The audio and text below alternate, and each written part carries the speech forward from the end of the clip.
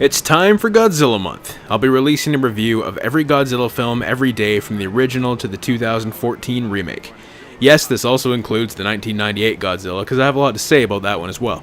Less than 10 years prior to the release of Godzilla, Japan was still recovering from the events of World War II and the dropping of the atomic bombs on Hiroshima and Nagasaki. When you consider that Japan is the only country to ever experience firsthand what it's like to go through that hell, it does paint Godzilla in a far different light. Hell, even the opening sequence of the fishing boat being blasted and sinking into the ocean is based on a real event. Similar to the way it's portrayed in the film, in reality the Daigo Fukuryu Maru, or Lucky Dragon 5, was exposed to radiation from the atomic test being conducted in Bikini Atoll. Godzilla centers around Dr. Serizawa, a scientist building something called the Oxygen Destroyer, Ogata, and his soon-to-be wife Emiko. There is a bit of a love triangle thing going on here, but ultimately Godzilla is the star of the show. There's a lot of build-up to Godzilla's reveal. You only see brief hints of him for the first 20 minutes, such as a glimpse of his foot crushing a village or his footsteps. The big rampage sequence doesn't really happen until almost an hour into the film, so fair warning if you're expecting this to be similar to the other Godzilla film in terms of time on screen, cause it isn't. The shots of Godzilla walking through the city, coupled with Akira Ifukube's haunting score, is genuinely a pretty freaky sight. The black and white nature of the film really aids this too. You don't see a lot of Godzilla fully lit. A lot of him is covered by shadow. Most of the time he just looks like a silhouette. It's quite stunning, really. And clashes horribly with the puppet they use for close-ups. For whatever reason, his proportions on the puppet aren't right. His arms are way smaller than the suit, and his head is all kinds of fucked up. It looks like he got comedically squished, and it made his eyes pop out, like he saw an older person naked, or like a pug. Two versions of the Godzilla suit were built. The first weighed 220 pounds and was so heavy and impractical that it was cut in half and used for scenes shot from Godzilla's legs down. Even after the second, lighter version of the suit was built, Haruho Nakajima, the actor who portrayed Godzilla on screen most often, could only stay inside it for a few minutes before passing out. Talk about devotion to your craft. Those moments aside, there is a lot of darker stuff in this movie that would later be worked out of the franchise due to its child-friendly nature the series would take over the years. We see people die, people get stepped on, they get torched in the streets, a train full of people is wrecked to hell. It's quite brutal. There's even a really tragic scene where a mother is holding her two children, saying that they will soon be with her father in heaven as Godzilla approaches them. It's really heavy stuff. Japanese monster movies have always done incredible jobs with their miniatures. This is mainly thanks to the brilliant Eiji Tsuburaya. His miniatures were so lifelike that apparently when the Tokyo theater was attacked in the film, people seeing the movie in the theater at the time tried to run out of the building because they thought they were really being attacked. Godzilla came at a time where suitmation was in its infancy. It pioneered a lot of techniques that are still used to this day, both in Western and foreign cinema. Director Ishiro Honda and producer Tomoyuki Tanaka took what should have been nothing more than a B-grade monster movie and turned it into a thought-provoking, haunting horror film. It's more than just a guy in a rubber suit. Keep in mind, I'm talking about the original 1954 version of the film, not the Americanized Godzilla King of the Monsters that came out 2 years later.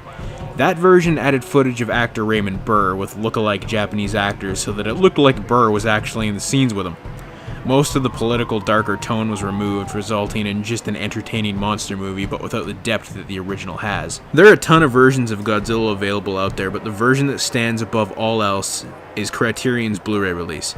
It has the best transfers of both versions of the movie. I highly recommend it. I mean, Godzilla is one of the greatest monster movies of all time.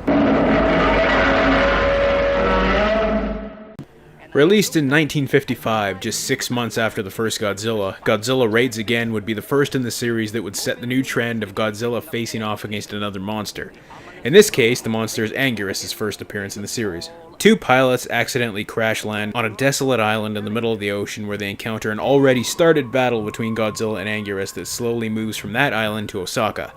I'll tell you now, none of the characters are memorable. This is the case in almost all kaiju flicks. Once again, the monsters are the stars of the show. Since Godzilla would be fighting in this film and not just wandering around, the suit was slimmed down so Haruho Nakajima didn't die. I could only imagine how much of a literal hell it'd be to have to fight in a rubber 220-pound suit. Holy shit. When we get our first glimpse of Godzilla, our first real glimpse, he's rising out of the ocean. There's just something really off about it. The way he just kind of robotically looks left and right, it really reminds me of a ventriloquist dummy. He doesn't get very far into shore before the army uses flares to turn his dumbass around and direct him back into the ocean. But coincidentally, a bunch of convicts decide now would be the time to escape and in the process steal a gas truck and accidentally drive it into a power plant and kill themselves. Well, I guess so much for that brilliant plan. Godzilla sees the fire and gets all excited and just heads back to Osaka anyway.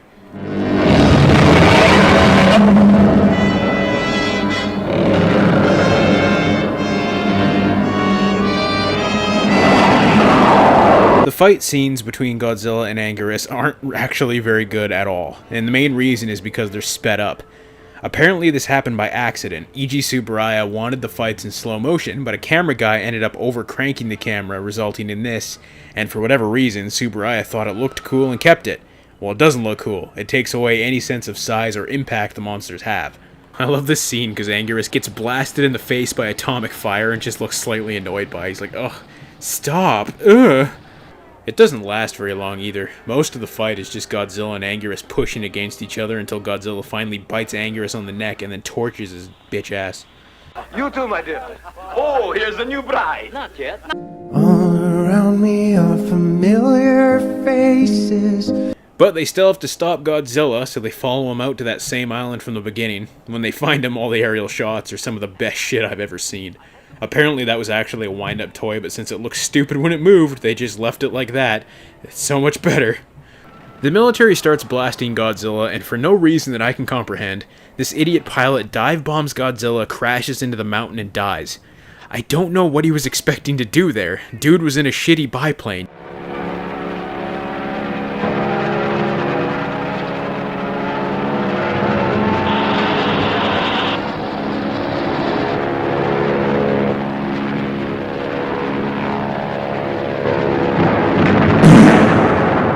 Really tell how sad his best friend is, though. Could you see the emotion there? Damn, he'll be missed. They see that Darwinism won this round because the explosion from the idiot's plane starts an avalanche, so they decide to bury Godzilla in the ice. Why someone had to die for them to figure out that you could bury Godzilla in the ice is beyond me. When Raids Again was released in America, its name was changed to Gigantus the Fire Monster for some ungodly reason. It was originally going to be an entirely different movie that made use of the Anguirus and Godzilla suits, but for more info on that, check out part 1 of my History of Unmade Godzilla films.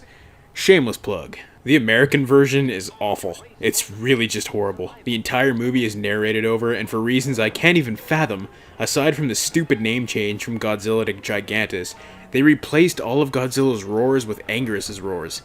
Why?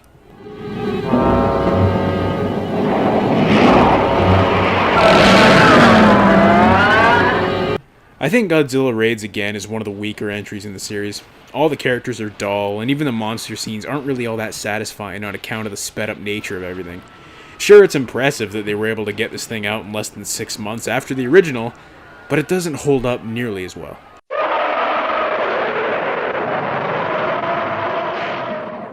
King Kong vs. Godzilla was released in 1962 and marked the first color appearances of not only Godzilla, but also King Kong. It takes place after the events of Godzilla Raids Again, I assume because when we first see him, he comes out of an iceberg. What I love is that it's an American sub operated by what has to be the most inept sub-team I've ever seen. Makes Subway look like a more authentic sub-operator. Clearly they could tell where it was, so why couldn't they tell how close it was before they smashed into it? Up underwater periscope. Emergency lights. All stations, report damage. What did we hit? It must be an iceberg. Iceberg. Periscope out of order. Meanwhile, this douchey businessman and easily the movie's most entertaining character sends a team of 2 guys who are basically Abbott and Costello to an island in search of King Kong, which doesn't make much sense because his company is a pharmaceuticals company. But turns out they really need a mascot. Yes, that's the reason they go to find King Kong. They need a sponsor for the company. Holy shit. With the exception of the boss character whose name is actually Taco, which is awesome, the rest of the characters don't stand out much, though there is this one guy on the island that has the best facial expressions I've ever seen. When King Kong first shows up, he does battle with an octopus, which is actually filmed using 4 real octopi. If you've seen Kong Skull Island and the scene where Kong fought that octopus and ate it, well, that was essentially a remake of this scene. I love the shot where you can see that the octopus is covered in what looks like saran wrap. I don't blame them. Could you imagine having to wear that suit and have it smell like seafood? Good God, man. The whole scene with the octopus is fucking gross. That sound it makes is just, ugh.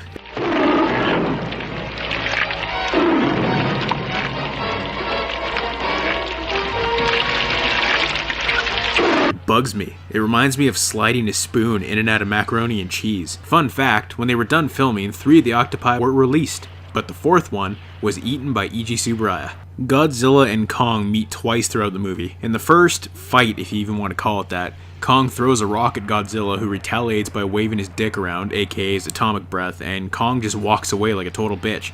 He doesn't even run, he's just like, nah dude, I was just kidding, man. So just do it! There are definitely a lot more scenes with Kong than Godzilla, which kinda sucks to be honest. I've always been more in favor of the big G. We get some nice homages to the original film, like Kong picking up a woman and carrying her onto a building, even if the building is only like a foot off the ground. The actual big fight between the two doesn't actually happen until 1 hour, 25 minutes into the movie. What the hell? You thought the 2014 movie was worth complaining about? The movie is only 1 hour and 40 minutes long, keep that in mind. That being said, the fight is so damn awesome. Kong is brought in, they have him tied to a bunch of balloons, and it's amazing. When they drop him, he slides down the mountain like he's on a slip and slide and sends Godzilla tumbling like a beach ball. For most of the fight, Godzilla just slaps the absolute shit out of Kong and isn't even a contest. There's just so many great moments, like a stop motion scene that is utter brilliance, a shot where Kong throws a rock but fucks up and ends up smashing his own head on a rock, and of course, who could forget, the tree.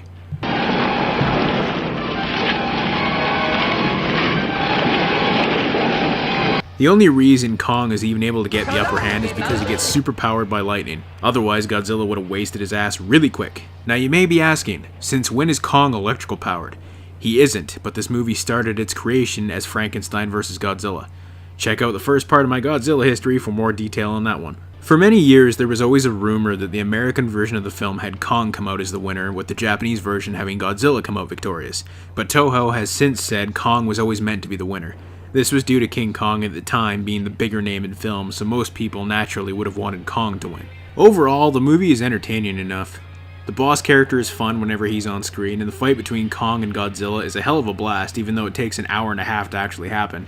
If the people working on the 2020 remake of this movie can take anything away from it, please don't make us wait that long to see our kaiju action. Oh, and bring back the tree.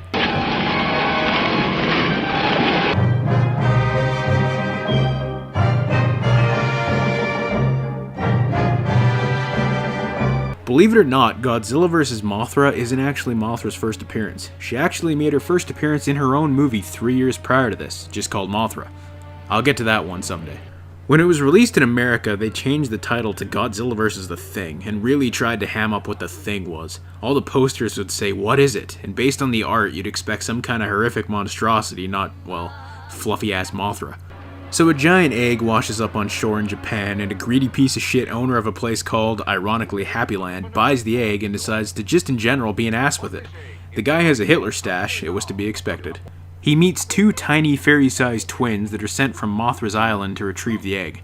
Now I don't know about you, but if 2 tiny fairy people the size of bugs showed up in my house, I'd be squealing like a little bitch, reaching for the first bladed object I could find. Instead, he just tries to catch them, you know, for money. When Godzilla shows up, he comes out of the ground, which is a first, and I think the only time he ever does, not including Zilla, because that doesn't count. I've always had a fondness for this suit. I'm not entirely sure why, maybe it's the pronounced brows that make him look pissed off all the time, it looks awesome. This version of Godzilla spends a lot of time just bumbling around like he's done all the weed or something. He gets his tail stuck in a tower and makes it fall down on top of him. And even trips and smacks his head into the side of a castle, and then loses his shit on the castle as a result.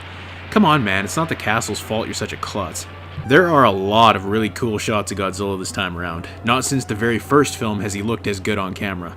There's a scene where an explosion goes off in Godzilla's face and literally lights the head of the suit on fire. Apparently the guy in the suit didn't even notice and they kept it in. Good, because it looks badass. I have a really hard time taking Mothra seriously as a viable opponent for any monster, let alone Godzilla. She's just so fluffy and bug-eyed, it wasn't until the rebirth of Mothra movies where she ended up looking a little more menacing. The island she comes from is more intimidating than she is, because it's got some crazy-ass Children of the Atom shit going on there. The army comes up with a plan to electrocute Godzilla with, quote, thousands of volts to kill him. But it's almost like they forgot that in just the last movie, they tried hitting Godzilla with what they said was millions of volts, and it didn't do a damn thing. Just as is expected from a moth, Godzilla whips her ass and kills her, but just in time for the egg to hatch. 2 crawling anal beads come out. I know it's baby Mothras, but the ridges and curves, they just look... You get it. They spew all over Godzilla, and may I ask why? Every time Godzilla falls in the water, the people always assume he's been beaten? Motherfucker lives in the water, what the hell? Godzilla vs. Mothra is a great entry in the Showa series. There is plenty of monster action to make up for the, again, lack of interesting characters, and unlike King Kong vs. Godzilla, which took literally an hour and 20 minutes to really start, this one only takes about 30 minutes to kick off. Highly, highly recommend this one. Man, 1964 was a good year for Godzilla. Not only did the fantastic Godzilla vs. Mothra get a release, but a second movie was released the same year. Ghidorah the Three-Headed Monster, which actually doesn't feature much of Ghidorah considering his name is the title, was the first appearance of King Ghidorah, Godzilla's biggest arch-nemesis. Not only would Ghidorah become Godzilla's rival, but he would also appear as villain in the Rebirth of Mothra films. He is just that badass. It also marked the first time Godzilla and Rodan appeared on screen together, though it wasn't the first time Rodan was in a movie that was in his own movie also called Rodan from 1956. The plot revolves around a woman who is a princess but also happens to be from Mars or some shit. Honestly, it got so confusing to me my brain just kinda turned off. There are some assassin dudes trying to kill her for some reason, who cares, it's all really boring to be totally frank. The dude with the wacky expressions from King Kong vs. Godzilla makes a comeback, this time as an idiot that runs into an active volcano to get someone's hat and dies. Absolute brilliance. We come here for the monsters, and monsters we get. Though for some reason when we first see Rodan, he makes a Godzilla noise. Don't know what's up with that. We get some shots of Ghidorah wrecking the city, but the movie cranks it up to 11 during the final fight. Honestly, the battle here is so damn entertaining that it might be one of my favorites in the whole series. There are just so many memorable moments. Like when Rodan picks up Godzilla, which looks goofy as fuck, and drops him dick first onto an electrical tower, and then Rodan grabs Godzilla's tail, and the way he does like a double take when it happens is just comedy gold. This shit's amazing. They even get in a round of volleyball with a rock. I can't make this up, it's awesome.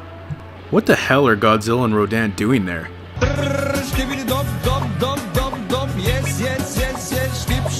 Then Mothra shows up and tries to convince Rodan and Godzilla to team up to fight Ghidorah. Yes, they literally have a conversation. We even get it translated for us. Mothra says the Earth belongs to them as much as it does to man. Oh, Godzilla, what terrible language! I want to know what he said. These nuts. When Ghidorah shows up, everything goes nuts. Rodan, Mothra, and Godzilla all team up to kick the shit out of him. The fact that it takes 3 monsters just to kinda beat Ghidorah is a testament to why he would always be one of the series' prime badass motherfuckers. Ghidorah the Three-Headed Monster is really boring until it's not. All the stuff with the people is just some of the most dull crap ever, but the final fights make up for it. It's one of the best monster mashes in the series, just not one of the best movies.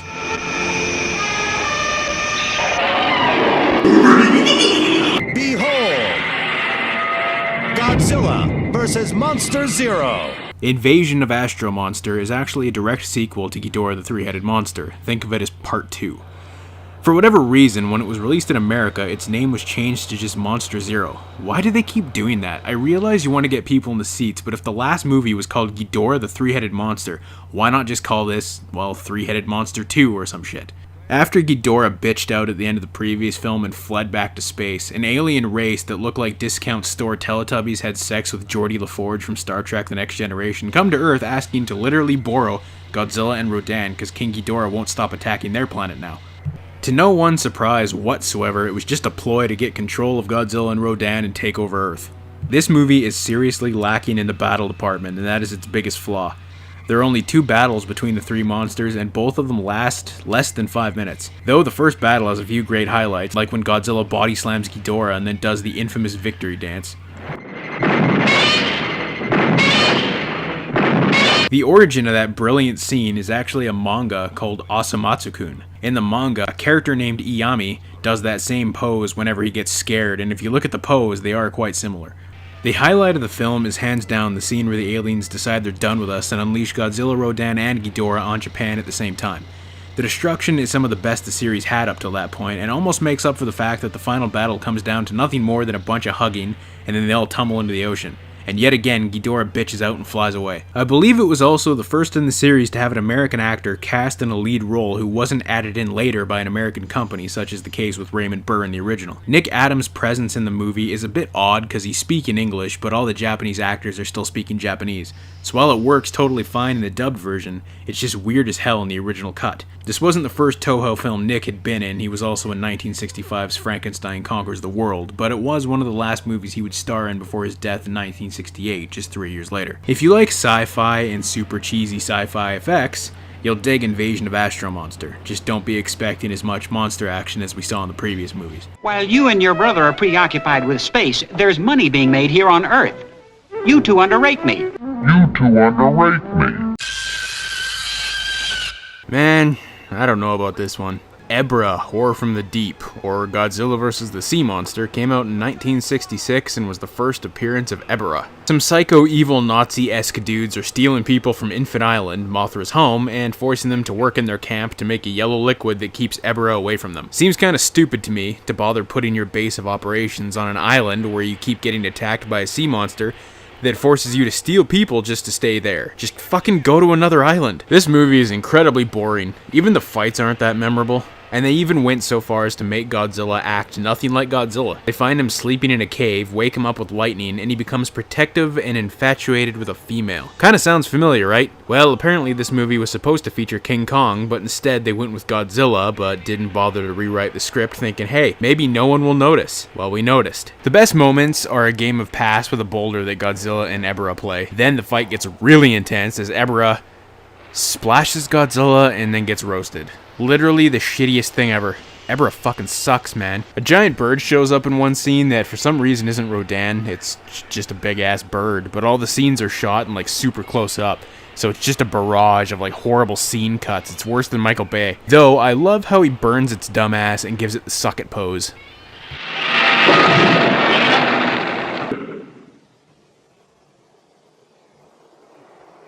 When Godzilla and Ebra finally do meet up again, the fight goes underwater where you can barely see what the fuck is happening. Mothra, after sleeping literally the whole movie away, decides, okay, you've sung to me long enough, and finally gets up, but only to pick the people up off the island before it explodes. That's it. She doesn't even fight, aside from a whack to Godzilla for some reason. I thought they were on the same side, though. The poster makes it look like she's gonna play a big part, but nope, last 7 minutes of the movie. This movie fucking sucks. All the fights are shot really badly, which doesn't at all make up for how boring everything else is. Plus, Ebra is just the fucking worst. Such a lame monster. They call him a lobster in the movie, but ebi means shrimp in Japanese, so the stupid thing is literally a giant shrimp. I think this one can be safely skipped if you don't feel the need to binge every movie, because you really aren't going to be missing anything special. Introducing the son of Godzilla. Dear God, this is a weird one. If you ever needed more evidence or proof that the Godzilla series was moving in a child-friendly direction, look no further than 1967's Son of Godzilla. A bunch of researchers are working on a science experiment to control the weather, but something keeps jamming up their signal.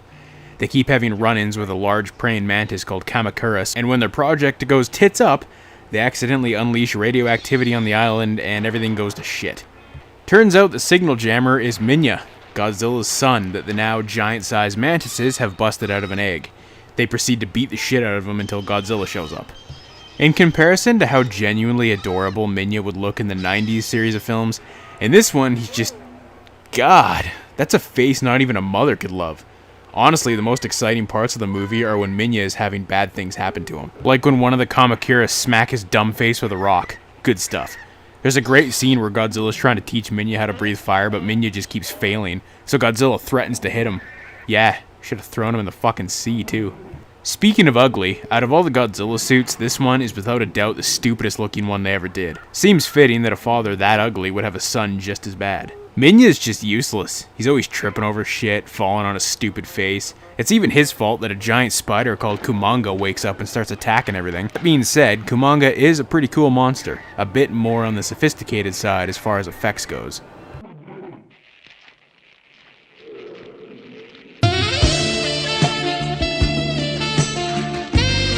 I want to put my dick in there. I wish I had more to say about this one, but depending on how you look at it, Son of Godzilla is either one of the crappiest movies in the series or one of the best. It lacks any serious tone, and it's just straight up goofy as fuck. but it's really entertaining and worth a watch if you're looking for a good laugh.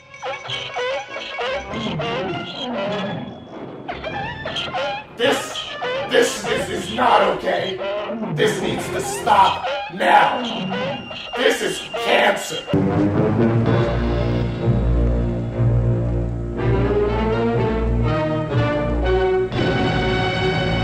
In 1968, kaiju films seemed to be a dying genre, bringing in less and less box office numbers.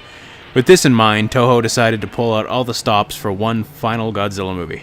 Yes, Destroy All Monsters was intended at the time to be the last Godzilla movie. Well, when the last two they made were Ghidorah, Horror of the Deep, and Son of Godzilla, yeah, I could see why people would stop giving a shit. In the distant future of the year 1999, a bunch of aliens called the Kylex, which are actually made of liquid metal hiding in rocks, decide to take control of the world's monsters, and what a roster of kaiju it was. Until Final Wars came out many years later, Destroy All Monsters had the highest number of monsters in one movie, some of which never even had anything to do with Godzilla. Shit, we've got Godzilla, Minya, Manda from the 1963 film Atragon, Gorosaurus from 1967's King Kong Escapes, Anguirus, Mothra, Rodan, Baragon, and even Varan, if you even want to count that since it's really brief. If you can struggle past the ungodly, boring, and not at all fleshed out characters, you get plenty of monster action, including a great scene where Godzilla, Manda, Rodan, and Mothra all show in Japan at the same time and start wrecking house. That's not to say all the scenes with people are lame. I mean, one guy gets shot in the head and gives the best expression I've seen, like he got kicked in the nuts or something.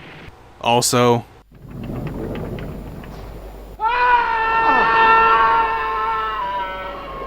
that's the best shit I've ever seen. Where the movie really shines is in its finale. This finale is one of the most famous among all Godzilla films. All the monsters come together at the site of the aliens' Earth base to attack them, but just when you think shit couldn't get any more awesome, fucking King Ghidorah shows up. Hell yeah. When you think about what makes Godzilla films so entertaining, this entire fight is a perfect representation of that. I love when Gorosaurus kicks Ghidorah in the back like, "Get down, bitch!" They beat the shit out of Ghidorah so badly he literally starts spitting up blood. Like, damn. Overall, Destroy All Monsters is a damn entertaining movie. Tons of monsters, one hell of a final showdown, tons of cheesy sci-fi goodness.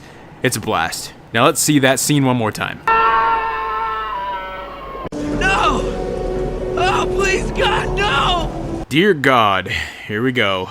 After Destroy All Monsters used up a ton of Toho's money, Tomoyuki Tanaka decided they needed to make some money for the Christmas season, and thus, this shitty turd was thrust forth from the cheeks of Toho and into our living rooms. Godzilla's Revenge, also known as All Monsters Attack, is without a doubt the worst of the Godzilla series, bar none. The most damning reason for its assness is that 90% of all the monster scenes are just stock footage from older movies in the series. The fight with Ghidorah, the Condor thing, shots from Destroy All Monsters. The only new stuff is the fight with the new monster, which we will talk about later. A little kid with probably the most irritating voice I've ever heard in my entire life is getting beaten up by bullies and has no friends. Gee, that's pretty exciting. I wonder why. So at night, he dreams about going to Monster Island and hanging out with Minya. Won't hurt you. You won't? No, don't be afraid.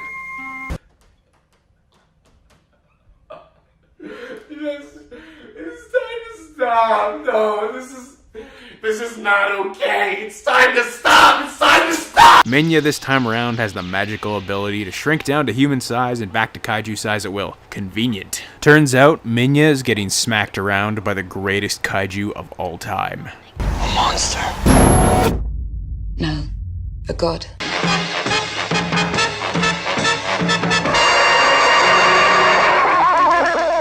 I don't even know how to describe this thing. It's like a cat had a gangbang with a toad and Einstein. He has the ability to electrocute stuff and has this really fucking annoying cackle. Since the kid and all the real life plot shit is some of the dullest stuff in any of the movies, thank God the fight between Ghidorah and Minya is entertaining, if nothing less than to see Minya's annoying ass getting smacked around. God, I hate Minya.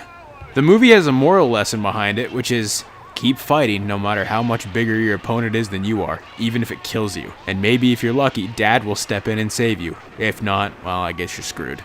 The last scene of the movie is the kid standing up to the bully in the greatest fight scene of all time. No, there's nothing wrong with the video, this is just actually how they decided to shoot it. Thank merciful Christ this movie is only 70 minutes long, because there's no way I could have lasted any longer. Watch the fight scene with Ghidorah because it's entertaining, but otherwise you will lose nothing from your life by just ignoring that this one even exists.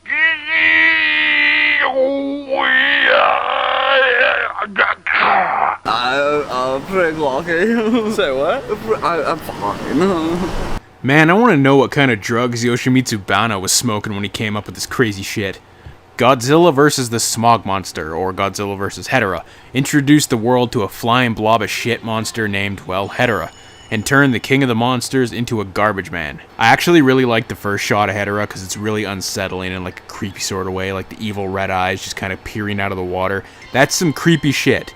When Hedorah shows up, it's in a small form that kind of looks like a tadpole, and then slowly throughout the course of the movie, he gets bigger and bigger and mutates forms. I don't even know where to begin with this movie. I don't even know how I feel about it in the end. The opening is a blatant ripoff of what you'd expect from a 007 movie. Seriously, if you just added a song from a Bond movie, you'd never know the difference. I want to say this movie was made in the same vein as Godzilla's Revenge, meaning it's targeted towards kids, but I can't even honestly say that because there's some fucked up stuff in here. Whenever Hedorah flies over people, he drops literal acid on them and burns their skin off their bodies. He can also shit out acid too, apparently. The movie's just a total mess, both literally and figuratively. At random moments, they toss in these Saturday morning cartoon segments, a dude in a club starts hallucinating and sees everyone dancing around with fucking fish heads, a completely silent shot of a building collapsing. Just what in the hell is going on with this thing? The movie centers around this kid, God only knows why, probably to fit that whole family-friendly image if you ignore all the people dying, and a shot of a crying baby they decided to stick in the mud. There's a shot where the kid is on a roller coaster and sees Godzilla in the distance, and it does this stupid freeze frame thing, and it looks like Microsoft Paint clip art. When Godzilla and Hedorah finally have their big showdown, Hedorah actually kicks the crap out of Godzilla for a majority of the battle, even going so far as to pick him up, drop him into a pit, and no joke, dump his ass all over Godzilla. Yes, Hedorah is shitting on Godzilla. Later, Godzilla rips these two white orbs out of Hedorah's body, and for years I always wondered what the fuck this was. People have said it was Hedorah's balls, and all that shit, but the director himself says it's Hedorah's eyes. Which is all well and good, except in the very next shot, Hedorah still has both his eyes. What the fuck? But no moment in the entire franchise can match this scene's level of fuckness. I won't say a damn word, because this scene just speaks for itself.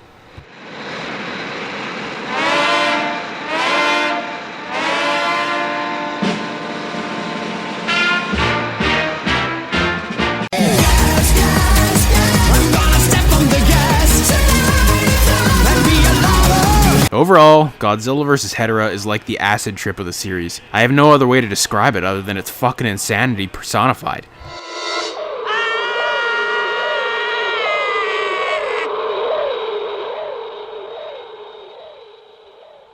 Something funny going on. You better check. Oh, yeah. Upon Godzilla vs. Hedorah's release, Tomoyuki Tanaka, who had been hospitalized during the production of that movie, finally saw it, and he decided to not only ban that movie's director from ever making another Godzilla movie as long as he was alive, but that audiences needed a more traditional Godzilla film in theaters. So with that, we got Godzilla vs. Gigan, also known as Godzilla on Monster Island in the US, which makes absolutely no sense because there is maybe an entire minute of combined footage of Godzilla actually on that island. So a struggling manga artist is looking for work and ends up finding a job at Children's Land, an amusement park where the main attraction is a big-ass Godzilla tower. Would you believe that these guys were good guys? Turns out the people are aliens, because of course they fucking are. It's a Showa Godzilla movie, aliens are par for the course. In fact, they are giant cockroaches using humans as skin. What the fuck? They have a genius plan to take over the world by controlling King Ghidorah and a new monster called Gigan. I've always loved Gigan. His design is just really badass. Like a metal bird with a buzzsaw on his stomach. It's a shame he was only ever in 3 of the movies. What's weird though is that on the posters for the movie, Gigan is shown shooting a laser from his head, but not once does that happen in the movie. Apparently this was cut because special effects director Teruyoshi Nakano thought it didn't fit with the character. Okay, fine, but why'd you leave it on the fucking poster? There's a lot of weird shit in this movie. Like the manga artist's girlfriend is a black belt in karate, so she beats guys up.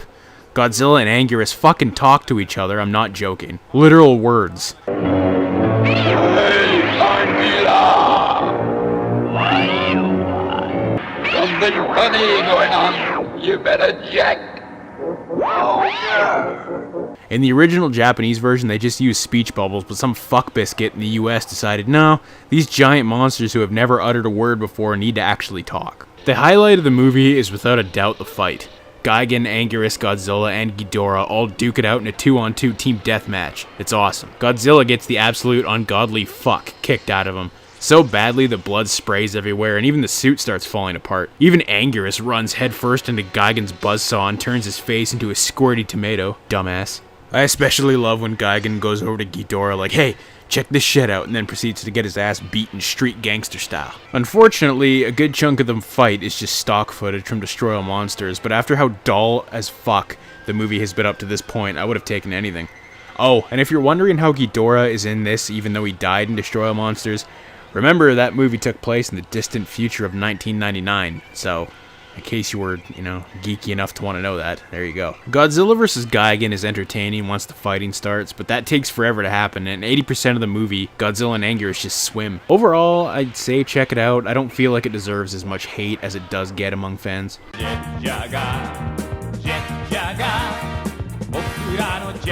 Godzilla vs. Megalon was actually the first Godzilla film I ever owned. Keyword being owned, not seen. The first one I saw was the original.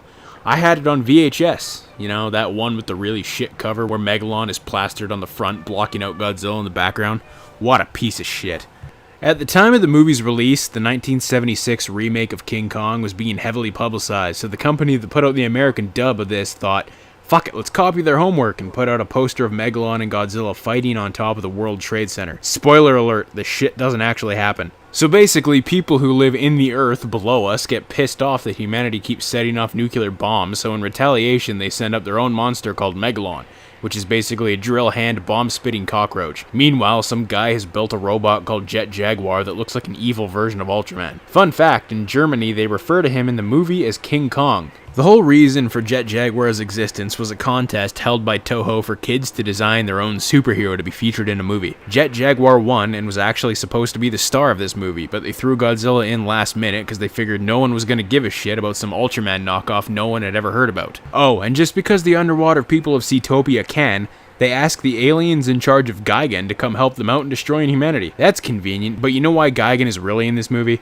Because they already had a movie with Gigan in it and could make use of that sweet, sweet stock footage. No joke, almost all the destruction in this is taken straight out of the last movie. They even gave Megalon an attack that looks identical to Ghidorah's so that they could do this shit. How shameless. So an hour into this movie, it's like they all of a sudden remembered, oh yeah, it's called Godzilla vs. Megalon. So Jet Jaguar flies out to Monster Island and it's just like, hey, G, I need a hand. And Godzilla's like, sure, man. The fight between Megalon, Jet Jaguar, Godzilla, and Gigan is pretty entertaining, even though a lot of it's just bullshit stock footage. Some stuff doesn't make sense either, like how is Megalon able to trap Jet Jaguar and Godzilla in a circle of fire? I mean, come on, Jet Jaguar's a robot and Godzilla can breathe the stuff. Also, Jet gets dizzy at one point, which again, he's a robot, like an actual robot. There isn't some guy in there. Well, there is, but you get the fucking point. I love how Godzilla struts into the ring. I heard you was talking shit, bitch! Megalon runs away like, God. Megalon sucks. Really what it comes down to is that there are two reasons everyone remembers this movie. First off is the physics-defying jaw-dropping spectacle that is the drop kick of awesome, and the next reason,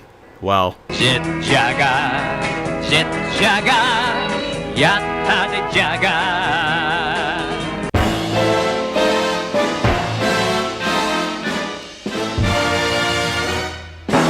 Godzilla vs. Mechagodzilla. Yeah, this is what I'm talking about. Released in 1974, it was originally called Godzilla vs. the Bionic Monster when it was released in the US, but due to the potential of a lawsuit, the name was changed to Godzilla vs. the Cosmic Monster. Why do they keep doing that? Always changing the name, just call it by its original title. Godzilla comes out of Mount Fuji, but something is off.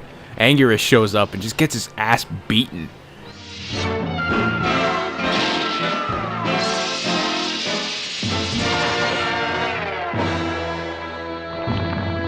Poor bastard. Also, his roars sound all messed up and his atomic breath is orange. What the hell is going on? But another Godzilla shows up and attacks the other one, revealing it to be Mechagodzilla. Mecha's introduction is the raddest shit ever, complete with jazz music, slam zooms on all his parts. He's decked to the nines with attacks including finger missiles, a rainbow laser, an electric laser that comes out of his chest, and even a fucking shield. The first half hour of this movie is probably the most entertaining of the entire Showa series, but after the initial fight between Mecha and Godzilla, the movie's pace just slams to a horribly drastic halt. Turns out that Mechagodzilla is under control by, wait for it, you'll never guess, aliens! Of course it's aliens, it's always aliens. Except these aliens are literally apes pretending to be humans. Every time they die, they revert back to ape form. Gotta love that freeze frame. This movie was also the first of only 2 appearances of King Caesar, a half-cat dog thing that gets woken up by one of the most well-known songs in the entire series. Caesar's design and origins actually come from a real Okinawan legend called the Shisa. The final showdown between Caesar, Mechagodzilla, and Godzilla is all kinds of awesome. Caesar gets his ass kicked for the most part, but so does Godzilla, really. There's a genuinely really great shot where Caesar and Godzilla are trying to ambush Mechagodzilla and he spins his head around like some exorcist shit and attacks them from both sides. Fucking awesome. Godzilla even turns into a magnet. Because why the hell not? Aside from Ghidorah, Mechagodzilla is probably one of the series' most famous foes, having appeared in 5 of the movies in the series, 1 in each era of the films. For good reason, Mechagodzilla is just awesome, and due to his mechanical nature, he always has so much potential for so many great action moments. Godzilla vs. Mechagodzilla is awesome. Check it out.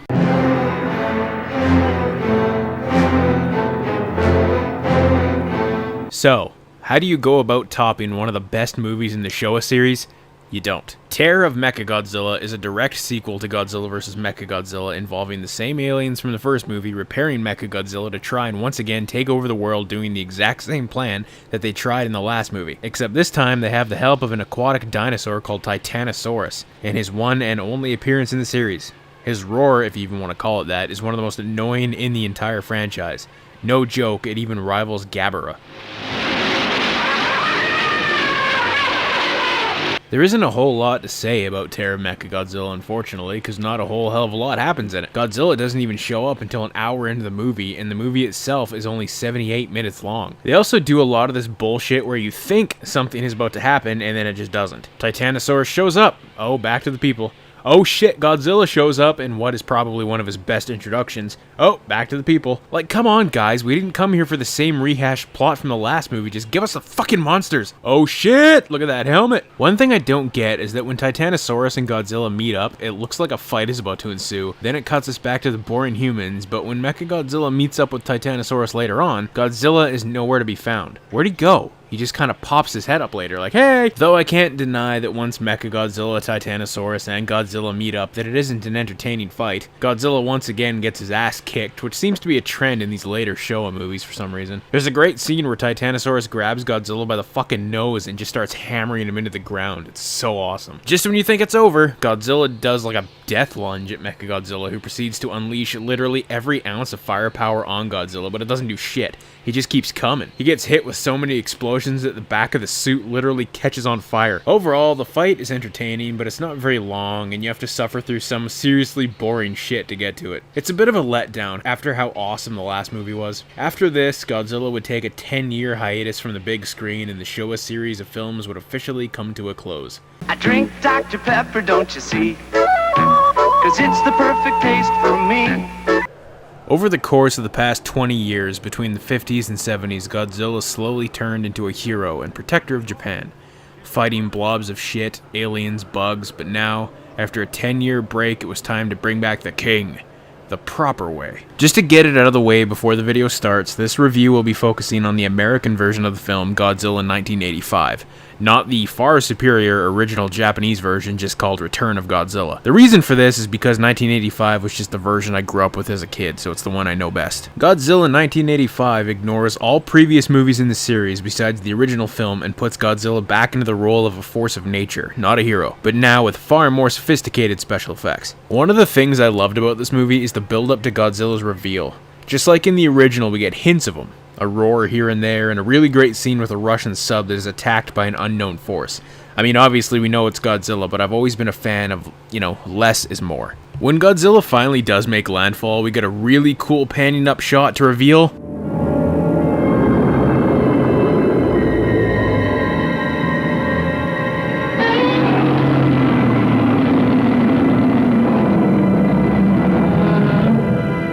Well, okay, I'm a little torn on the design of this iteration of Godzilla. They dubbed this one 84 Goji, and it's stuck somewhere between the goofy as hell suits from the 70s and the far cooler looking suits from the rest of the Heisei series. There are many shots where he looks quite sinister, but that's when the suit is partially obscured by shadows. Close up, I can't help but laugh, especially at the eyes. Head on, he kinda looks like he might be slow, if you get my drift. Speaking of the suit, this time around the guy inside was actor Kenpachiro Satsuma. He had taken over the reins of the Godzilla role starting from Godzilla vs. Hedorah and would portray Godzilla until 1995's Godzilla vs. Destoroyah. His experience in the suit apparently mirrored Haruo Nakajima's horrible experience way back in 1954. Stuff like a wire in the suit cutting into Kenpachiro's thighs, and staples from the miniatures getting blasted into the suit after explosions went off because they hadn't closed the suit properly. God, again, absolute devotion to your craft. I hope they paid you well, man.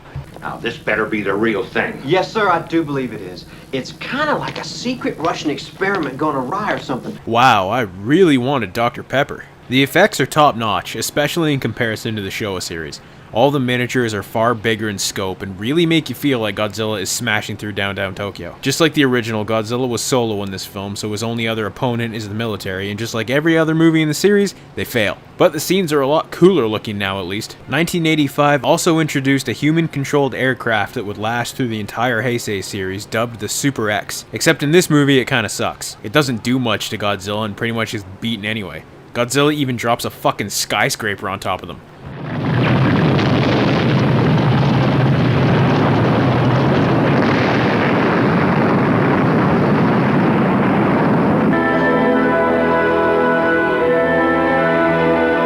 God, why do I want a Dr. Pepper so bad? Yeah, I guess I should mention the American edits, as they are the movie's biggest flaw. It's so blatantly obvious what scenes were added, and a lot of them are added strictly to give the movie a more comedic tone. Like this dumb asshole. An urban renewal program they got going over there. Good time for a joke, bud. Raymond Burr was brought back to reprise his role as Steve Martin from the 1956 film, and to his credit, he was originally asked by New World Cinema to be a lot more comedic with his line delivery, but refused because he knew how serious the original 1954 film was in tone. So, very much respect, man. There's also a scene where Russia fires a nuclear missile at Japan to kill Godzilla, even after Japan begs them not to. In the original Japanese film, the firing of this nuke was accidental, but in 1985 it was edited to look like the nuke was fired on purpose, making the Russians the bad guys. Due to some bullshit copyright stuff, Godzilla 1985 has never seen a physical release on DVD or Blu-ray. It's only ever been released on VHS and the incredibly rare and hard to find Laserdisc, which I somehow managed to get my hands on a while ago. However, the original Return of Godzilla is on Blu-ray and includes a dub, but that is not Godzilla 1985. I know that confuses some people. If you're going into this film for the first time, do yourself a favor and see the original version first. It's the far better movie. 1985 is just an entertaining monster movie.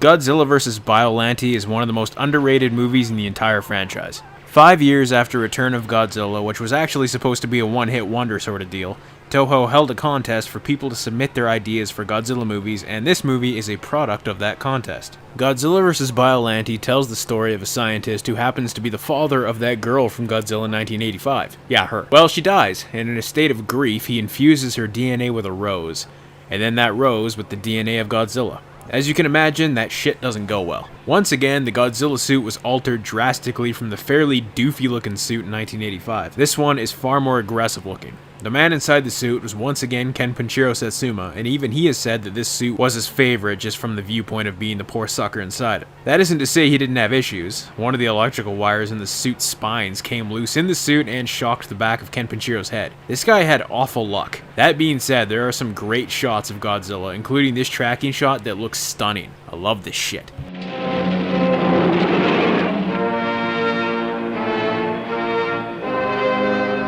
Of all the kaiju featured in any of the Godzilla movies, Biollante is easily the most overlooked, and it's undeserved. Whereas Megalon and Ghidorah were just plain fucking stupid, Biollante is a very impressive, highly detailed monster that actually looks really cool. Just from a practical effects standpoint, Biollante is impressive. It apparently took 20 crew members just to operate her. The Super X weaponized jet makes a comeback, this time in the form of the Super X-2. Changes were made this time around, which honestly you'd think would have been implemented the first time. Probably could have saved the lives of those poor bastards Godzilla dropped a building on in the last movie. This time, the Super X-2 is an unmanned aircraft and is controlled remotely. It also has a mirror on the front of it made of synthetic diamond that can reflect Godzilla's atomic breath back at him. Unfortunately, Biollante's awesome final form isn't in the movie for very long. She only appears in the last 10 or so minutes. We get a shot of her moving, which is badass. The way the camera shakes and her vines flail around, that's just great stuff. We also get our first appearance of one of the series' only genuinely interesting characters who would appear in all future Heisei movies. Miki is a clairvoyant that has a telepathic link with Godzilla and whatever other monster happens to be in the movie. In a series of films where the human characters are less intriguing than watching cow shit dry in the sun,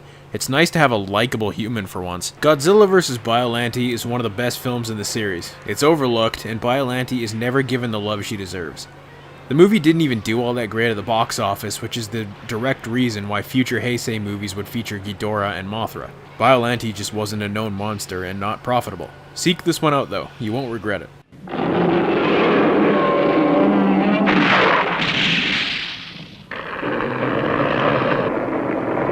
All this intravenous stuff's no good for you. Stick to smoking.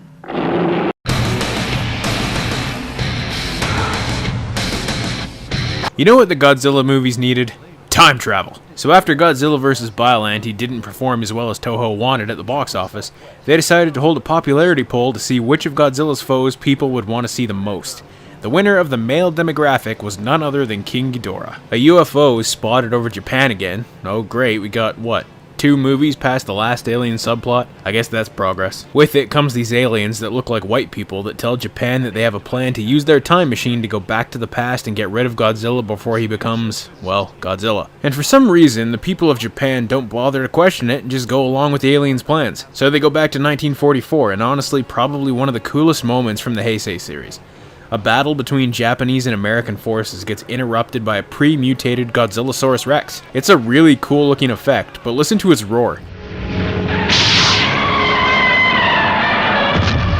Sound familiar? That's Gamera's roar. After the Americans just blast the fuck out of it with artillery fire and leave it a bloody mess, wow, no wonder Godzilla never liked us much, the aliens take it and bring it to the present day and drop him in the ocean. Meanwhile, leaving behind 3 adorable little monster things that I bet you can't tell at all what happens next. Well, the 3 little dudes mutate into Ghidorah, and the Godzillasaurus happens to mutate into Godzilla anyway because the stupid fucking aliens dropped him next to radiation. I thought this was part of their plan, but it's not, they just fucked up. But they claim that the future, where they come from, is a totally radiation-free age. So why in the unholy fuck didn't you just take Godzillasaurus to the future and kill him where there was no chance of him ever mutating, you idiot fucks? The monster effects are top-notch as always. When King Ghidorah and Godzilla meet up and battle, it's taken a bit more seriously than their last encounter from the Showa series, but Ghidorah doesn't last long because Godzilla just blows his fucking head off. Godzilla then proceeds to continue along his merry way just blowing buildings up. They say it's because this version of Godzilla isn't good, not like the last one that, you know, destroyed Japan in 1985. This guy thinks he has some sort of emotional bond with Godzilla, but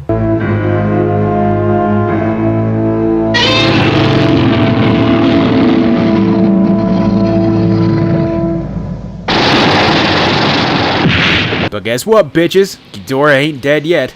He comes back with some upgrades. Mecha King Ghidorah is one of the most badass kaiju of all time, and apparently the monster was so complicated to operate that no one was even inside it. That's why we never see it walk, it just stands and flies. Either way, it's awesome. But it wouldn't be a Godzilla movie if the awesome and awe-inspiring practical effects didn't clash horribly with this fuckness.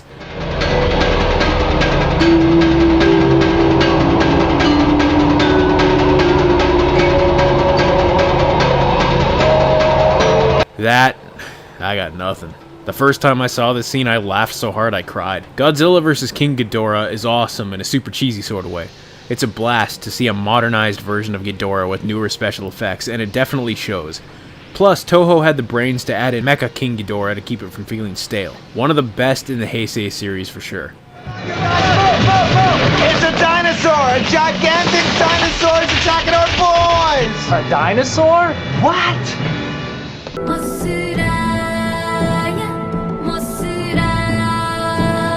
So because it would be sexist otherwise, and with Toho being nothing if not opportunistic, the same poll that ranked King Ghidorah as the most popular amongst male viewers showed that to no one's surprise, Mothra was popular among the female crowd. Thus, It was time for a Godzilla vs. Mothra remake. The moment you start watching Godzilla vs. Mothra, you immediately see that thematically it's very different from vs. King Ghidorah. No aliens or time travel or anything like that in this one. No, this time they went in a more fantasy adventure direction, as if the blatant Indiana Jones scene at the beginning wasn't a big enough hint. The basic premise is that a giant meteor falls from the sky, unearthing an egg and pissing off Godzilla as per usual. Some greedy piece of shit decides he wants the egg, so he orders this dude who just happens to also be the star of Godzilla 2000 to fetch it for him. Turns out this egg is Mothra, so basically the same plot as the 1964 Godzilla vs. Mothra. Meanwhile, another monster they refer to as Black Mothra rises from the ocean to kill the real Mothra. This cool looking badass is called Batra and wants revenge on Mothra for kicking its ass in ancient times. And Godzilla is just kinda there. Oh, and the twins show up, of course, and once again no one is at all fazed by these little people the size of bugs. Yeah, okay. There's a really great sequence where Mothra is just destroying everything and the twins are singing in the background. I don't know why I felt the need to single this scene out, there was just something beautiful about it.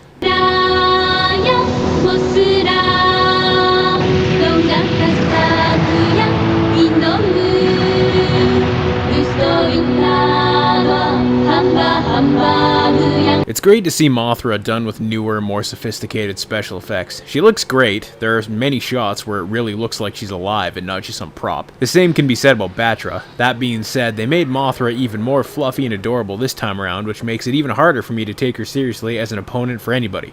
They use a lot of wide shots in this movie, which I really love. All the monsters look better when the camera isn't slammed right in their faces. Toho needed to do that a lot more often. It gives the battles a far more epic and grand scale, which is great for moments like when Batra drops a damn Ferris wheel on Godzilla's head. Even though it's obvious they were trying to cater to a female audience with this one, it's still a solid entry in the Heisei series. Great cinematography, Batra looks really menacing, and hey, as adorable as she is, it's always nice to see Mothra make a comeback.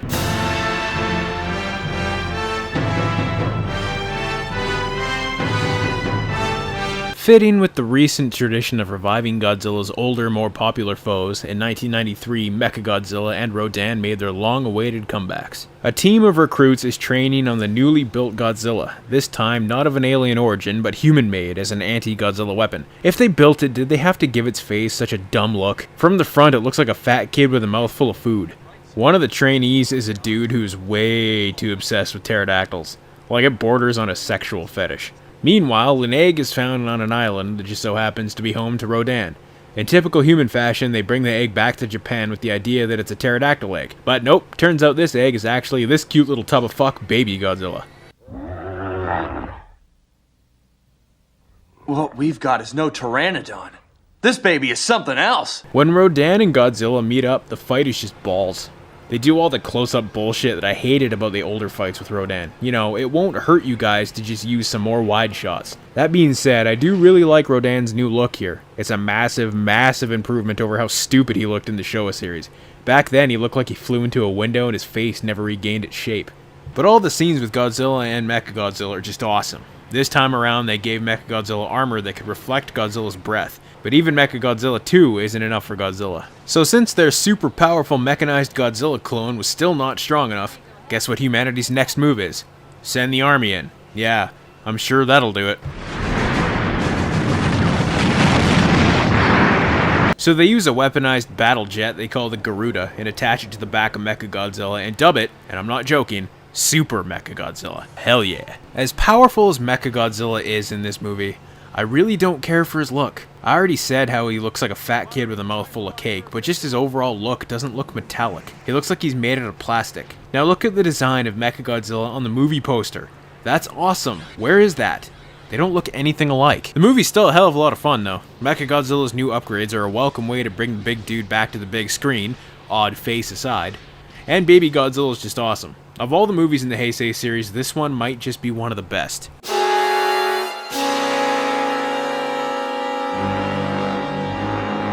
When America had first tried to make what would become the 1998 film, its original release date was supposed to be in 1994. When that fell through, Toho realized that they had to make another Godzilla movie quickly to keep the name alive, and thus Godzilla vs. the really badly named SpaceGodzilla was released. So remember when Mothra fled to space after the ending of Godzilla vs. Mothra? Well, she had Godzilla's cells stuck to her legs, and they came loose in space and got absorbed into a black hole and shat out SpaceGodzilla. Yeah, that's really their explanation for it. They throw in a shot of NASA footage, and it's awesome. Some of the worst effects of the whole Heisei series. It looks like a YouTube quality sketch. SpaceGodzilla is basically just Godzilla, but with a back pretty much made of crystals and with a bit more power. Back on Earth, Godzilla is roaming around being his usual self, and baby Godzilla has started to grow. Not gonna lie, he is starting to look more like Minya, but that is one of the most adorable little bastards I've ever seen. Surreal to think this bug-eyed little dude would eventually grow into what Godzilla is. Well, when SpaceGodzilla comes to Earth, stupid-ass baby runs out to greet him and gets fucked up, prompting Godzilla to show up and duke it out. Mechagodzilla was originally supposed to join in the fight, but having 3 Godzillas in one movie probably would have been a bit much. So instead, they throw out Mechagodzilla wannabe. This is Mothra. Literally the exact same thing as Mechagodzilla, but less cool looking. Mothra actually made its first appearance way back in 1957 in The Mysterians. There isn't a whole lot to say about this one. Most of the fights are your typical standard Godzilla fare. The only real standout moment is when SpaceGodzilla uses his powers to pick Godzilla up and toss his giant ass into a building. It's fun, though I honestly think the fight goes on a little bit too long, especially when nothing really stands out. SpaceGodzilla is a decent monster, but nothing overly special. Of all the Heisei series, Godzilla vs. SpaceGodzilla is easily the worst of the bunch. It's not terrible, just a bit forgettable.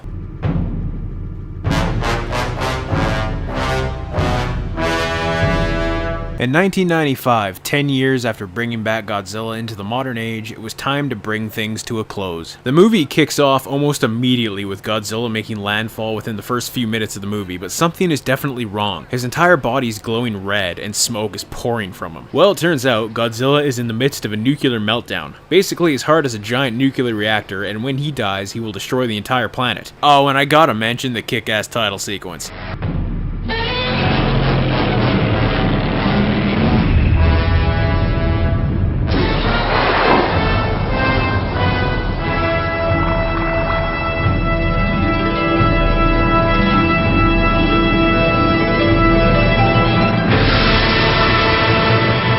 God, that's fucking awesome! Meanwhile, scientists bring up samples of the dirt around Tokyo Bay in the same area where the oxygen destroyer was used by Dr. Serizawa to kill the original Godzilla. Within the samples, parasites mutate and turn to what would probably be the most powerful enemy Godzilla has ever faced. Yes, even stronger than Ghidorah. The parasites go through many different forms. When we first see them, they're just tiny crab-like thing, but soon become the size of a human. The scene is great, even though it definitely feels like they pulled it right out of James Cameron's Aliens. Seriously, soldiers with radar attached to their guns getting killed by monsters that even have the second mouth thing that the xenomorphs have. Could you be any more blatant? Baby Godzilla shows up, but this time around he looks pretty close to what you'd expect from a young Godzilla. Now they start calling him Godzilla Jr. Once Destoroyah finally evolves into his final form, he straight up looks like a demon. It's one of the coolest kaiju designs ever made. The first one to arrive on the scene is, unfortunately, Godzilla Jr. Destoroyah picks him up and drops him from God knows how high up and literally kills him. Yeah, Destoroyah just killed Godzilla Jr. Godzilla, already in the midst of nuclear meltdown, sees this and loses his shit, understandably. And then we get our final battle. It's one hell of a showdown. There's a great moment where Destoroyah wraps his tail around Godzilla's neck and drags the poor bastard across an airport. But since Destoroyah is so powerful, it ends up taking the combined forces of Godzilla and the army and the Super X3. Yeah, the Super X is back to finally take him down. But the reason this movie stands out the most amongst all other Godzilla movies is its ending. Spoiler alert now if you haven't seen a movie that was released 20 years ago. Godzilla's temperature reaches critical and he begins to melt down, transferring his energy to Junior and reviving him. The army steps in and blasts Godzilla with freezing agents to try and minimize the damage. This scene is about as sad as you can get from a series that involves rubber suit monsters beating the shit out of other rubber suit monsters. Godzilla's death was so impactful that it made news headlines over in America before the movie was even released over there. The music that plays is easily one of the best pieces of music the brilliant Akira Ifukube ever made. Very fitting considering Godzilla vs. Destoroyah was the final movie Akira would compose for. He passed away 10 years later.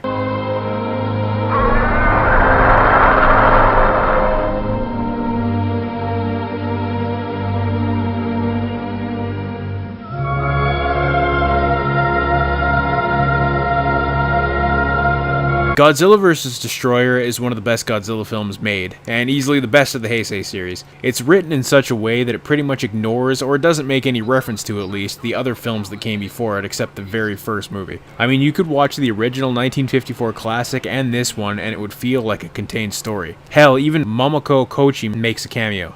She was Emiko in the original film. I could not recommend this movie enough. It brought about the end of an era and was intended to be the final Godzilla movie until the 50th anniversary in 2004. But we all know how that went. Hey, Godzilla!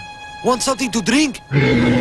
There was a long road leading up to this movie, which I've covered already in its own video, so check that out before you start leaving comments telling me about the Griffin and how I missed all that stuff. I'm also not going to hate on this movie just because it's the one everyone is supposed to hate. That being said, the closest we ever get to this movie feeling like a real Godzilla movie is in this opening sequence with the Japanese cannery ship getting attacked. Mainly because you can't actually see what the monster looks like. We are then introduced to our hero, Nico, confusing last name thrown in for the sake of really shitty comedy. Dr. Nico Topopoulos.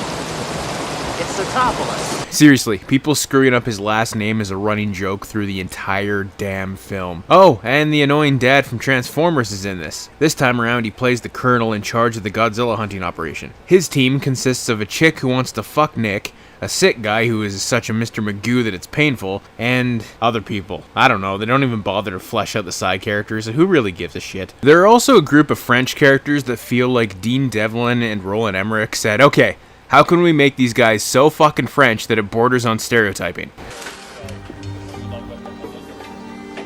Le croissant? Non, monsieur.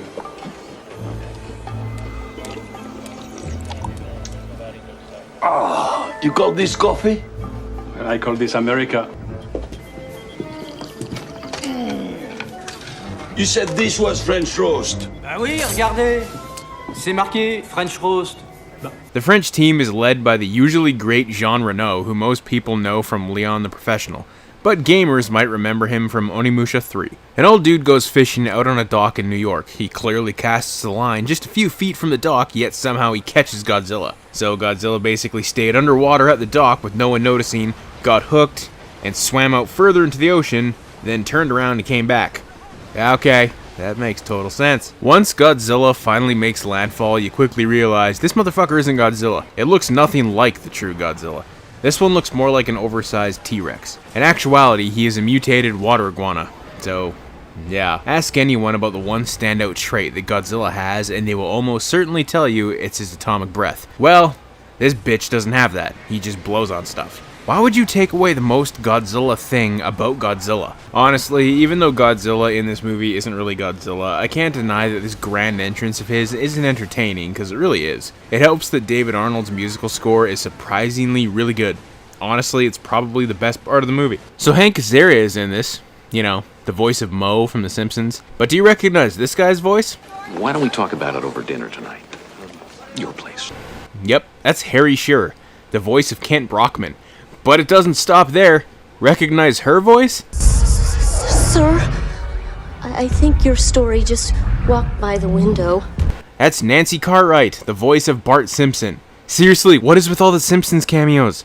Halfway through the movie, we find out that Godzilla is pregnant and can produce without having funky time. What that amounts to is a good portion of the film where our heroes are all running away from a bunch of raptors. So basically Jurassic Park in a city. Well, that doesn't last long, because the military just blows up Madison Square Garden and kills them all anyway. Apparently at some screenings of the movie, people started getting ready to leave the theater after this scene because they thought the movie was over. They had already killed Godzilla earlier in the submarine scene that is highly reminiscent of the sub scene from Godzilla 1985. But no, Godzilla wasn't dead and the movie wasn't over yet. That didn't stop Kenpachiro Satsuma from walking out of his screening of the movie. Yeah.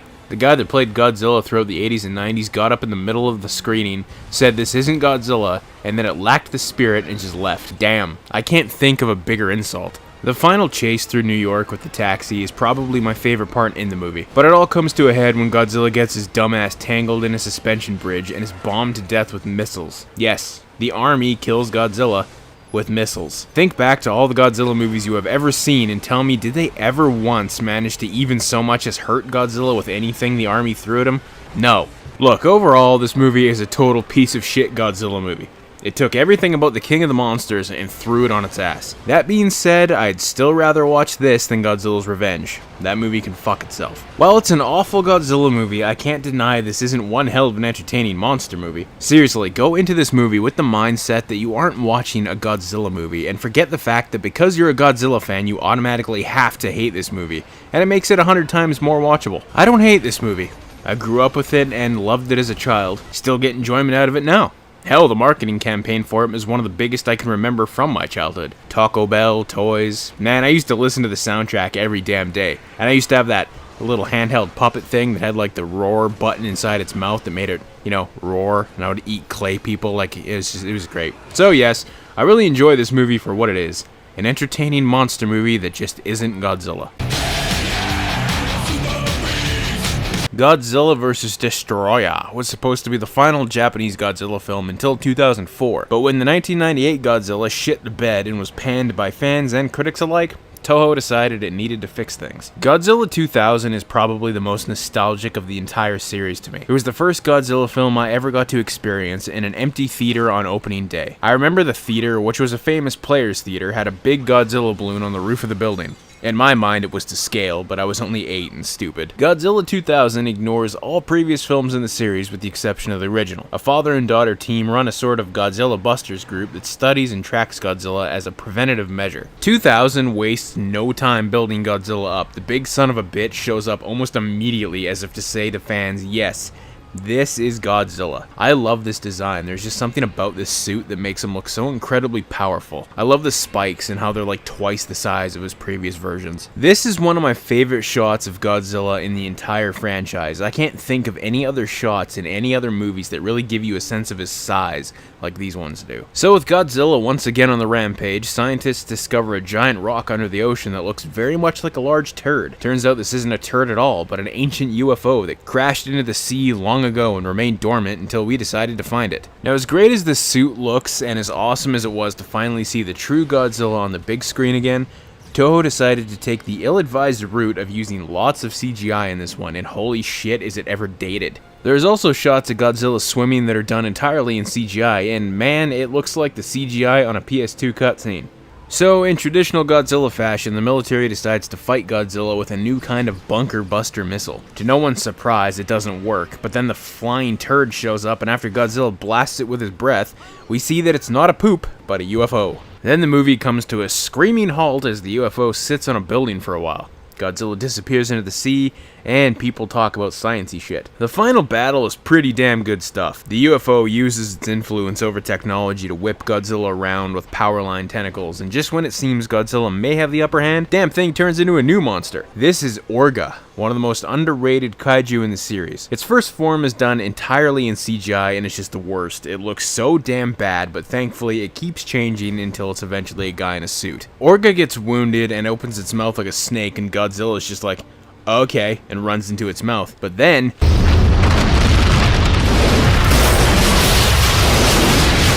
damn! What the fuck did Orga think was gonna happen? Did it really think Godzilla was just gonna let it eat him? But the movie wouldn't be complete without possibly the best scene in the entire thing.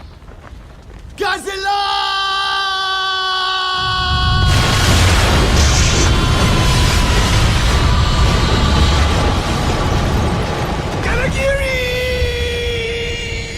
Godzilla 2000 is a fucking blast. There's plenty of monster fighting action to make up for the complete lack of it in the previous movie. And hell, the characters aren't all that bad either. When they aren't using god-awful CGI, the effects are some of the best the series had up to that point, and I'd highly recommend everyone check this one out. But nothing will ever beat seeing it in a theater with my bored family who didn't give a fuck at all. Sweet, sweet nostalgia.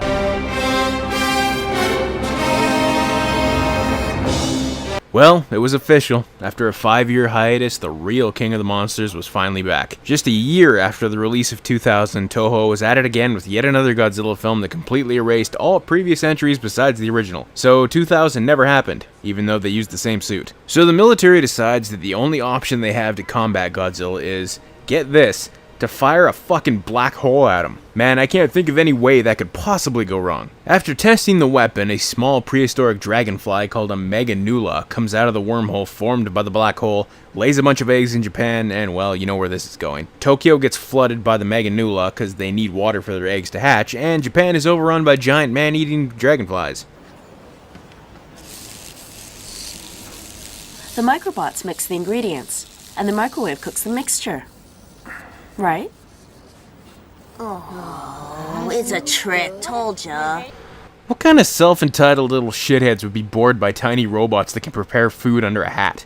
That's awesome! The Megaguirus attack Godzilla and swarm him like a pack of horrifying nightmare-fuel mosquitoes and suck away his energy. Why? To give life to their queen. This big ugly bitch is Megaguirus. She has various attacks such as a supersonic wing flip that literally cuts buildings in half, and a big ass stinger. There's a really great scene where this chick climbs on Godzilla's spines as he rises out of the water, and we get a series first. Godzilla has never had a person physically interact with him like this. I'd be shitting myself personally. They tried dropping the black hole on Godzilla's head, and guess what? It doesn't work. Not even a black hole is strong enough to kill Godzilla. Glad we spent an hour building all that up for nothing. The fight between Megaguirus and Godzilla is a lot of fun, even though most of it comes down to Megaguirus flying past Godzilla over and over again while he looks around all dumbfounded like an idiot. But just when you thought that all the stupid shit was left behind in the Showa series, well, behold this.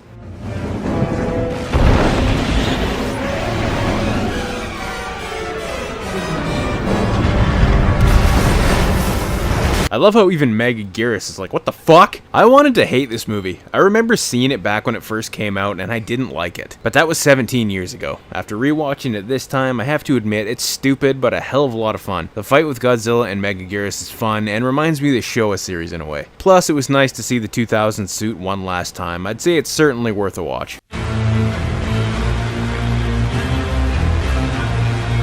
Giant Monsters All Out Attack is fucking awesome. For the 26th film in the series, it was time for a new spin on things, and that is exactly what they did with Giant Monsters All Out Attack. This time around, the director of the incredible Gamera trilogy from the 90s, Shusuke Kaneko, was brought in to bring new life to the Godzilla franchise. The souls of the people who died during World War II are pissed off that modern day Japan is trying to forget them, so they manifest into a physical form. This form just so happens to be one of the coolest Godzilla designs ever. Yes, Godzilla is once again the bad guy. This is one of my favorite suits, the standout feature easily being the dead, soulless eyes that he has. Knowing full well that this evil Godzilla will bring about the end of the world if left unchecked, 3 guardian monsters appear to battle the king and restore balance. The first monster to appear is Baragon, but the poor bastard doesn't last very long. Godzilla just annihilates his ass. When Godzilla makes landfall and begins his attack on Japan, they don't shy away from showing us that this Godzilla just doesn't give a damn about us at all. When he uses his atomic breath for the first time, he actually goes off just like the atomic bomb that was dropped on Japan. It's quite a really stunning scene. Children, we have to evacuate the school. Now clear your desks. Yes.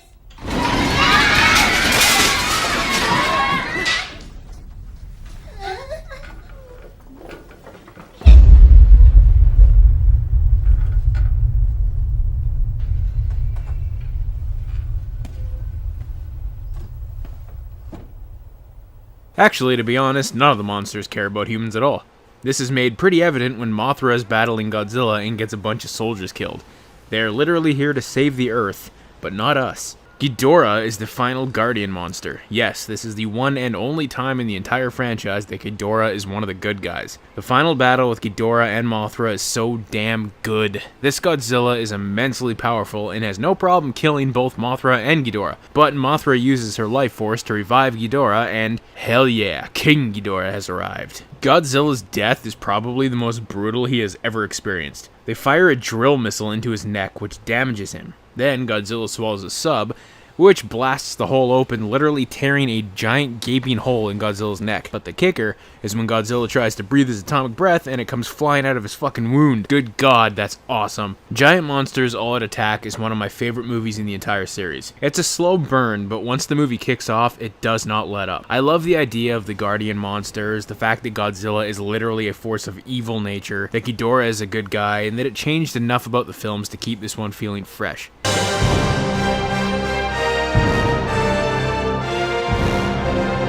It seems to me like every time Toho takes a chance on one of these movies, such as Megaguirus or Giant Monsters All Out Attack, they need to come back with something that feels familiar and safe, because they know it will make money. Godzilla Against Mechagodzilla is the 27th movie in the series and the 4th on-screen appearance of Mechagodzilla, though this time he got another makeover. And yes, before you even ask, this movie once again, for the 4th time in the Millennium Era, completely erases all traces of all other movies except the original. Basically, scientists have recovered the skeleton of the original Godzilla from 1954, and to combat Godzilla, they decide to build a mechanical superweapon around those bones, essentially bringing the original Godzilla back to life. Except this version has like a Vietnam flashback and goes nuts on everyone. I really love this version of Mechagodzilla, mainly because the anime influence here is undeniable. I see so much of Neon Genesis Evangelion in here, it's insane. Hey!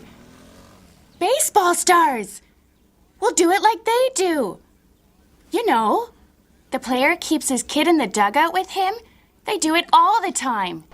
I just love when the dubs give little girls the voices of adults. This movie takes a long fucking time to kick off. We get some moments of Godzilla battling the army because it's just tradition, and a brief fight between Kyu and Godzilla, but the real final battle doesn't actually occur until the 1 hour mark. In the meantime, you have to deal with the female pilot feeling sorry for herself because she knocked some dudes off a cliff and Godzilla stomped on them or some shit. My biggest issue with this movie is the same issue I had with Godzilla 2000. They use way too much CGI and it just looks awful. Even in places it wasn't needed at all. The showdown between Godzilla and Kyu is pretty entertaining. This new Mechagodzilla has a cryo chest weapon they call Absolute Zero, but it doesn't really do much. There is a brilliant moment where Kyu literally body checks Godzilla and sends his ass soaring. But just when you think it can't get any more ridiculous than that,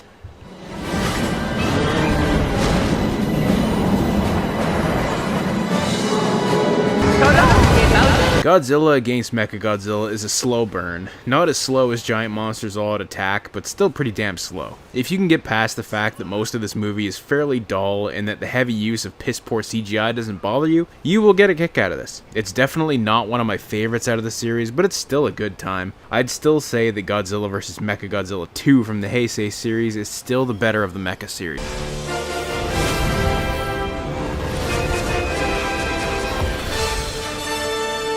For the first and only time in the entire Millennium series, we actually have a direct sequel. Godzilla Tokyo S.O.S. takes place 1 year after the previous film, except this time throws Mothra into the mix. Not only is Tokyo S.O.S. a sequel to Godzilla Against Mechagodzilla, but it also sees the return of Dr. Shinichi Chujo, played by the late Hiroshi Koizumi, meaning Tokyo S.O.S. is also a direct sequel to the original 1961 Mothra film as well. There isn't much new plot-wise stuff to mention in this. Godzilla resurfaces, he wanders into Tokyo and just starts trashing some shit. Mothra comes to the aid of Japan because Mechagodzilla hasn't finished being repaired yet, and thankfully we get more than just her flapping her wings. Though the standout scene of this fight is definitely where she grabs Godzilla by the back of the head and throws him down a street and then smacks his head into a bridge. Please put this in the 2019 Hollywood sequel. Thanks. When they realize Mothra is actually getting her ass kicked, they decide to deploy Mechagodzilla anyway, and thus, our three-way monster battle begins. Oh, and because it's a Mothra movie, you knew damn well they were going to toss in some Mothra larvae. Two of them show up just in time to see their mother get literally exploded into a giant fireball. I love Family Fun Day.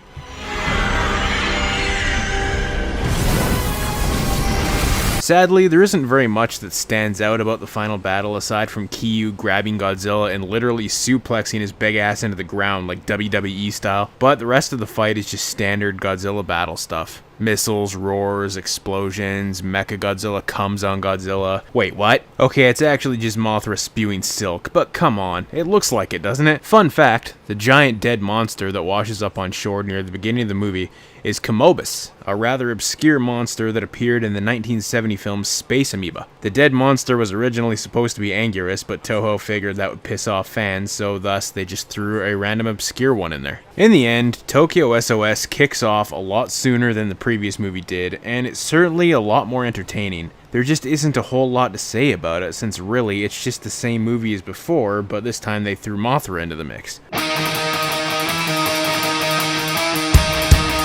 In 2004, 50 years after the release of the original film on Godzilla's 50th anniversary, Toho decided it was time to give the big guy a long, very much deserved rest that would last all the way until Toho revived the big bastard in 2016. But first, they decided to essentially remake Destroy All Monsters, pull out all the stops, and give us one last fucking insane movie. This movie's absolutely nuts, and has the highest number of on-screen monsters of any of the Godzilla movies. Actually, any kaiju movie, as a matter of fact. So, in the past, Godzilla gets into a battle with the Katango, and is frozen in the ice at the South Pole. Many years later, a team of mutant humans is assembled to face Godzilla should he ever awaken again. Sure as shit sounds like X-Men to me, doesn't it? Meanwhile, a massive amount of monsters appear all over the world and just start wrecking all kinds of hell. You got Anguirus attacking Shanghai, King Caesar shows up again, hell, even the American Zilla shows up and attacks Sydney. Suddenly, aliens come down, make all the monsters disappear, and claim they are here in peace. How much you want to fucking bet they aren't here for a friendly cup of coffee? Oh, turns out they already planted a monster on Earth many years ago. That's right,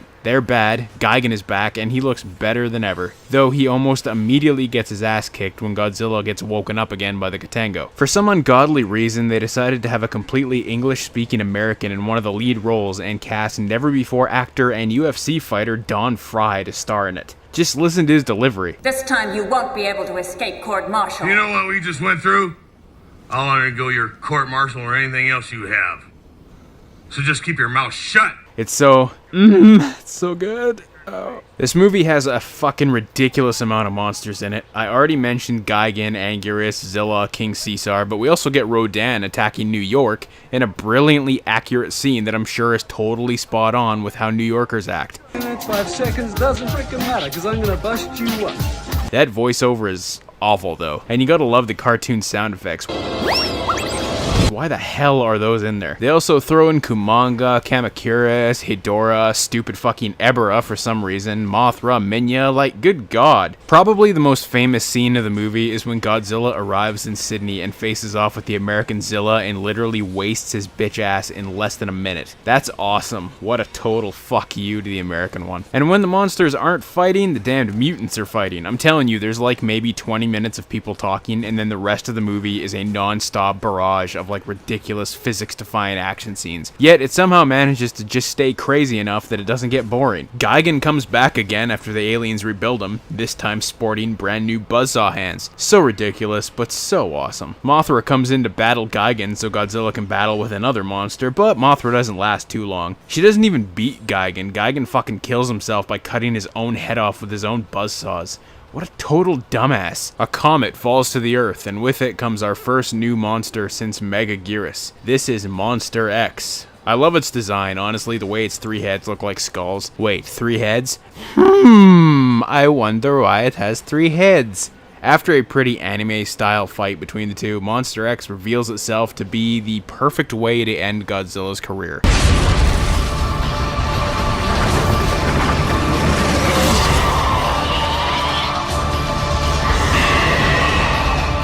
King Ghidorah is back, and this time he can use his beams of electricity to pick up Godzilla and throw him around. Godzilla pretty much gets his ass beat, but eventually he gets the upper hand because, well, it's a Godzilla movie. Final Wars is stupid, ridiculous, cheesy as fuck, and way over the top, and I absolutely love it.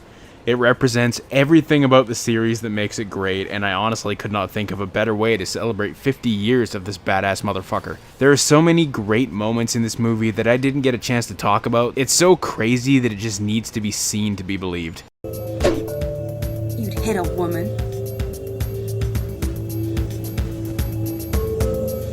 Yeah.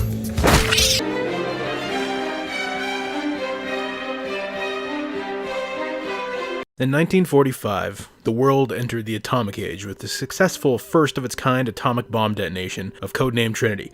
That same year, Japan became the first and only country to ever witness firsthand the devastation these weapons were capable of. In the blink of an eye, tens of thousands of lives were just snuffed out instantaneously in a flash of atomic fire. The horrors of that moment in history, created by the very people that lived through it, were given new life in 1954, when Hishiro Honda and Tomoyuki Tanaka created the most famous movie monster of all time, arguably. Gojira, as it was known in Japan, served as a direct representation of the chaos the people of Japan endured when Fat Man and Little Boy changed the world forever. Putting aside the primitive rubber suit effects that the Godzilla series is known for, there was deep meaning and importance behind his movie's creation. Over the years, Godzilla became less of a statement against atomic power and more of a superhero, defending the Earth from other giant monsters while flying through the air by his breath and drop-kicking robots, all while the origin of his creation was slowly left behind in the dust. That was until the events of March 11th, 2011.